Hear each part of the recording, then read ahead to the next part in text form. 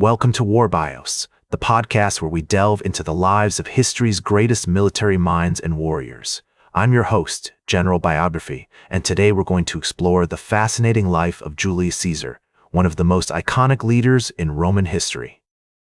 Born on July 12 or 1300 BCE into the Julian clan, a patrician family with a long and storied history, Caesar's early life was marked by privilege, opportunity, and a deep sense of ambition. As we journey through the formative years of Julius Caesar, we find ourselves in the midst of ancient Rome, a city teeming with life, politics, and intrigue. The year is 100 BCE, and the Roman Republic is at the height of its power, with the social war recently concluded and the equestrian class rising to prominence. Caesar's family, with their noble lineage and connections to the dominant faction in Rome, was well positioned to navigate these changing circumstances. Caesar's childhood was spent in the Subura, a bustling and cosmopolitan district in Rome, where he was surrounded by the sights, sounds, and smells of the city. His family's home, likely a spacious domus with a central courtyard, would have been filled with the sound of lively debates, philosophical discussions, and the occasional visit from prominent politicians and intellectuals. Caesar's father, Gaius Julius Caesar, was a senator and a member of the Pontifical College, while his mother, Aurelia Cotta, came from a respected family with strong ties to the Roman aristocracy. As a young boy, Caesar would have received a traditional Roman education, studying Greek and Latin literature, philosophy, and rhetoric. His tutors included some of the most prominent scholars of the day, such as Antonius Nepho, who taught him the art of oratory and rhetoric. Caesar's natural talent for public speaking and his ability to think on his feet would serve him well in his later career as a politician and military leader. One of the most significant influences on Caesar's early life was his family's connection to the dominant faction in Rome, led by the powerful Marius, a brilliant military strategist who would later become Caesar's mentor. Through his family's ties to Marius, Caesar was introduced to some of the most influential figures of the time, including Cinna himself and other prominent politicians. These connections would prove invaluable as Caesar navigated the treacherous waters of Roman politics. As we explore Caesar's early life, we see a young man who is already demonstrating the characteristics that will define his later career, ambition, intelligence, and a deep understanding of the complexities of Roman politics. His family connections, education, and early experiences all contributed to shaping his worldview and preparing him for the challenges he would face in the years to come. The historical context of Caesar's early years was marked by significant events that would shape the course of Roman history. The social war had recently ended, and the Roman Republic was still reeling from the aftermath. The rise of the equestrian class was challenging the traditional power structures of the Roman Senate, and the stage was set for a period of great upheaval and transformation. As we pick up Caesar's story, we find him in his late 20s, having already made a name for himself in Roman politics. In 61 BCE, he was appointed as the governor of Farther Spain, where he would cut his teeth as a military commander.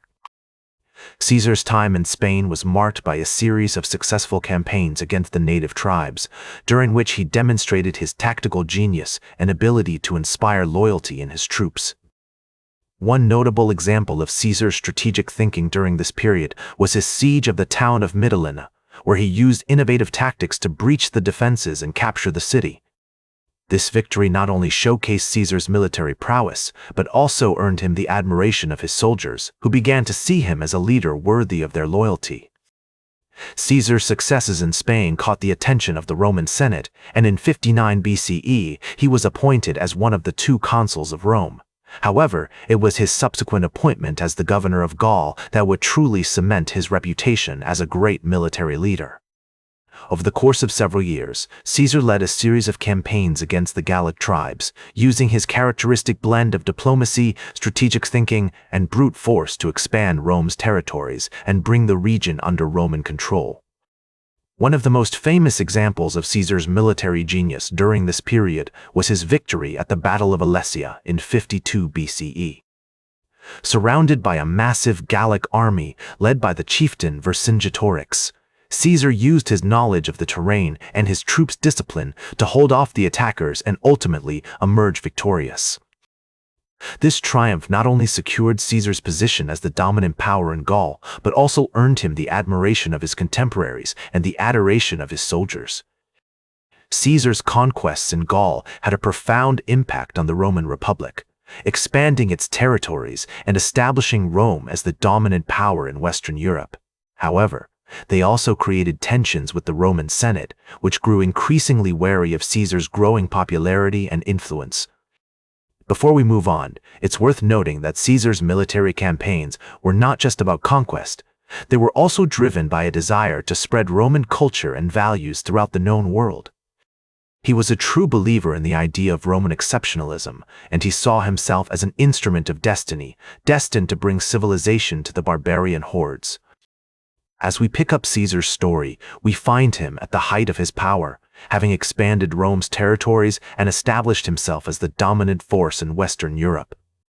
However, his growing popularity and influence had created tensions with the Roman Senate, which grew increasingly wary of his intentions. In 49 BCE, Caesar was ordered to disband his army and return to Rome, but he knew that this would mean certain death at the hands of his political enemies. Instead, Caesar made the fateful decision to cross the Rubicon River, which marked the boundary between Gaul and Italy, with his legions. This bold move sparked a civil war between Caesar's forces and those of the Senate, led by Pompey the Great. Over the next several years, Caesar would prove himself to be a brilliant military strategist, defeating his enemies in battle after battle and eventually emerging victorious. In 49 BCE, Caesar was appointed as dictator of Rome, a position that gave him absolute power over the city and its territories. He used this power to implement a series of reforms, including the creation of a new calendar, the reorganization of the Roman Senate, and the establishment of a new system of governance. However, his dictatorship was not without controversy, and many Romans began to fear that he was becoming too powerful. One notable example of Caesar's efforts to reform Rome was his attempt to address the city's chronic debt problem. He implemented a series of measures, including the cancellation of debts and the establishment of a new system of taxation, which helped to stabilize the Roman economy. Additionally, Caesar invested heavily in public works projects, including the construction of roads, bridges, and buildings, which helped to modernize the city and improve the lives of its citizens.